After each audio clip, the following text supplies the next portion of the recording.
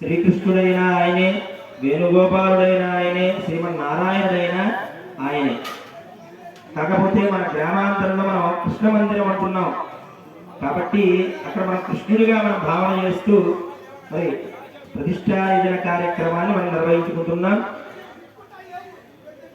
శ్రవణం కీర్తనం విష్ణు స్మరణం పాదసేవనం అర్చనం వందనం దాస్యం సఖ్యమాత్మ నివేదనం అన్నారు. మోక్ష సాధన ఎట్లా జరుగుతుందిరా అంటే దేవాలయంలో మనం దేవాలయాన్ని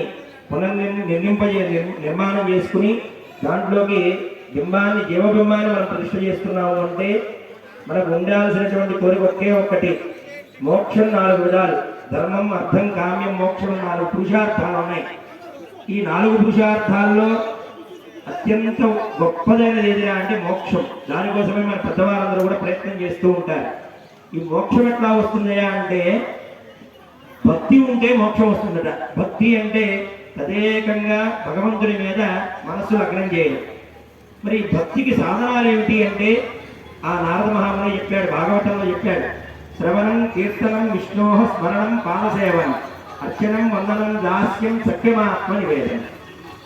స్వామివారి యొక్క ఇది కూడా మోక్షానికి దారే. అదేవిధంగా స్మరణం, భగవంతుని యొక్క నామాన్ని తదేకంగా ఉచ్చరించాడు.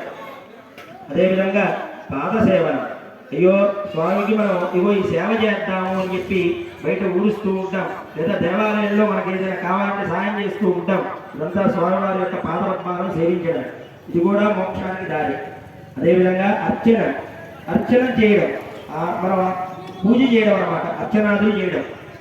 అదేవిధంగా సఖ్యం, స్వామివారే నా యొక్క స్నేహితుడు అని స్వామివారితో స్నేహాన్ని చేయడం కూడా మోక్షానికి దారి. ఆత్మ నివేదనం, తనకు తానుగా అర్పించుకోవడం, ఇవన్నీ కూడా మోక్షానికి దారే. ఇందాక నీకే తెప్పించాను. మోక్షం 4 విధాలు. వైకుంఠానికి చేరాలంటే